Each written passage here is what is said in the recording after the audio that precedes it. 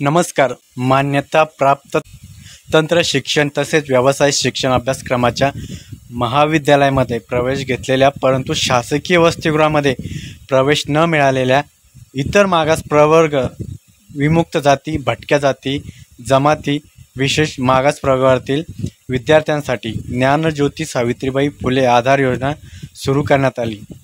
या योजनेचे अर्ज स्वीकारण्यासाठी उच्च शिक्षणाचे प्रथम वर्षाच्या विद्यार्थ्यास 15 ऑक्टोबर व द्वितीय, तृतीय आणि चौथं वर्ष अभ्यासाच्या 30 सप्टेंबरपर्यंत मुदतवाढ देण्यात आलेली आहे.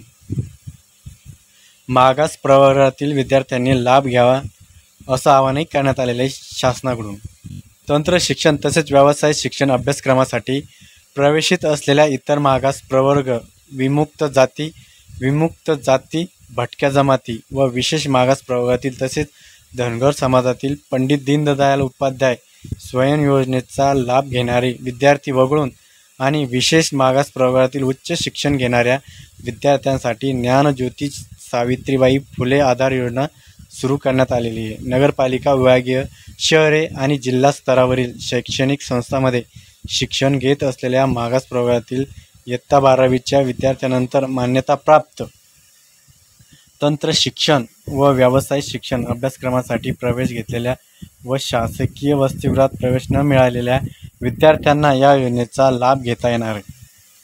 या योजनेअंतर्गत भोजन, निवास व इतर शैक्षणिक साहित्य उपलब्ध करून देण्यासाठी विद्यार्थ्यांच्या आधार संलग्न बँक खात्यावर थेट रक्कम जमा करण्यात येणार आहे. यासाठी विद्यार्थी इतर मागास, विमुक्त जाती, भटक्या जमाती, विशेष मागास प्रवर्गातील पाहिजे.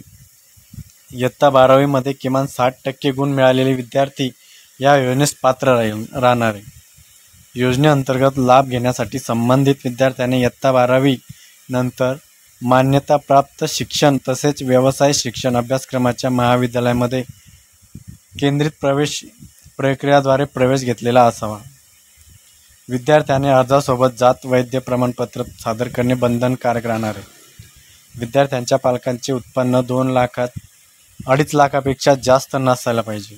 विद्यार्थ्यांनी प्रवेश घेतलेल्या शैक्षणिक संस्था ज्या शहरामध्ये ठिकाणी अशा शहरातील विद्यार्थी रहिवासी नसावा.